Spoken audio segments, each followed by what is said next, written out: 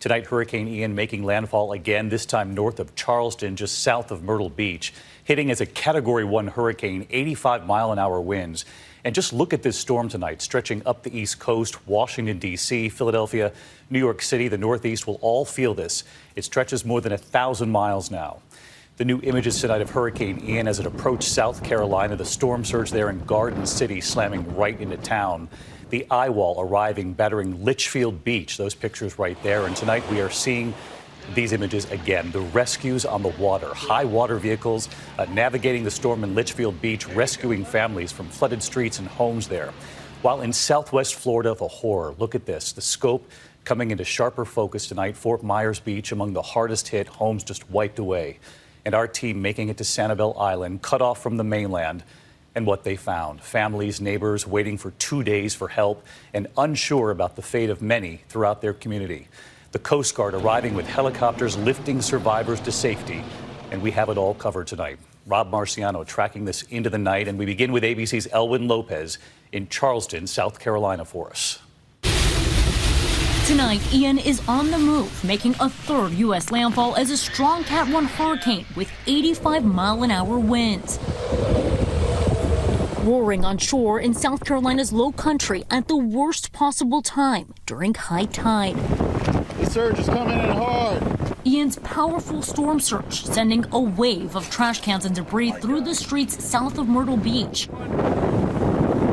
In Georgetown County, authorities using high water vehicles to rescue families trapped, guiding people and their pets through water almost up to their waist. Get your feet under you and take your time. Carefully assisting them as they climb inside. Off Pawleys Island, debris from a pier ripped apart by the sea. In Charleston, powerful winds tossing boats in the harbor. Sheets of rain rushing into this garage as Ian roars ashore, making landfall here in South Carolina. South of here in Folly Beach. It's raining, it's windy, it's flooding. Connor O'Malley and his fiancée Alyssa Nijame sheltering in place. They're supposed to get married this weekend. Ian, now a monster storm, 1,000 miles across and still a force to be reckoned with. And David, officials here are still assessing the damage. This is some of what they're finding: toppled trees, cutting off streets like this one. And tonight, David, officials are warning people to stay off the roads. They say that with the ground so saturated, there's a possibility more trees could come crashing down. David. All right, Elwyn.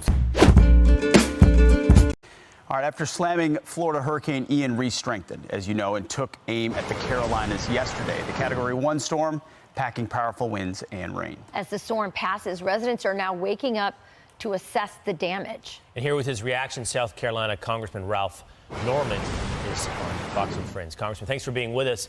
Tell us how your state has weathered the storm. Well, you know, our prayers go out to Florida. We didn't get hit like they did. It hit Georgetown, which is about 60 miles northeast of Charleston, yesterday at 2 p.m. Mainly we had wind, had a lot of water, and had piers, I think 4 piers across the state that were taken out along the coast, but nothing like Florida did. And the real damage that we have, we had about 200,000 people that were out of power. I think it's down now to 63,000. But we're a farming state. You've got over 25,000 farms, and our number one crops are, you know, cotton, soybeans, and corn, and the damage will be there, and the extent of it, time will tell as we move forward. But the flooding on the highways is pretty bad, and a lot of trees, and we're finally getting our power back on. Congressman Norman, you represent the people of your area in the federal government. Can you assess how the response thus far has been from the federal government, and also maybe your remarks on what Kamala Harris said about that, some of those resources being distributed by equity? Rachel, first of all, the Governor McMaster did a great job. The emergency crews that were out all during the night and really all during the storm were just great. Of course, Governor McMaster was declared a state of emergency, no evacuations, but they did a great job.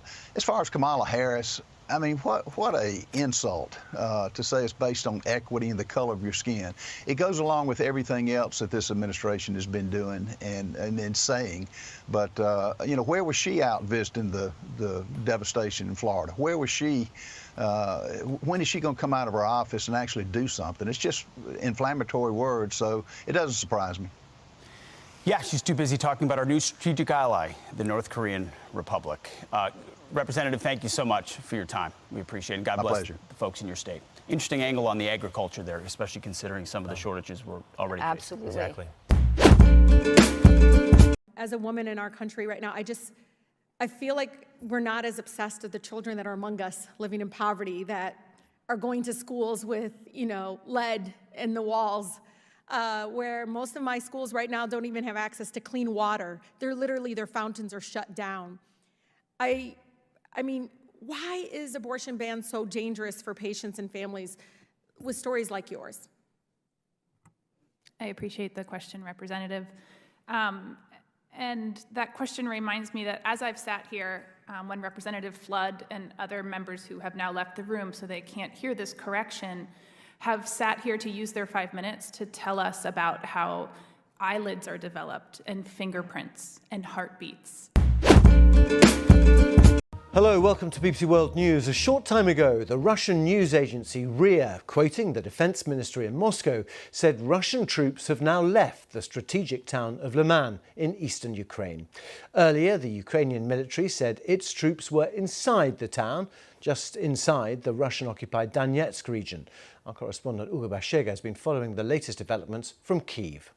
The situation is very fluid, but we're hearing reports from pro-Russian sources and pro-Ukrainian sources as well that the Russian troops that were inside Liman have left and that the Ukrainian forces were now advancing. So we had some pictures, some images of Ukrainian forces raising the Ukrainian flag in one of the entrances of this key town in the east of the country, and now it seems that they're making some gains there. We haven't had independent confirmation of that yet. We haven't had any kind of statement from the Ukrainian military, but this has been a key focal point for many days now. We've been paying attention to what was happening around the city, the Russians trying to encircle this town, Liman, a key hub for the Russians there, with a very important, very big importance in terms of the significance of it,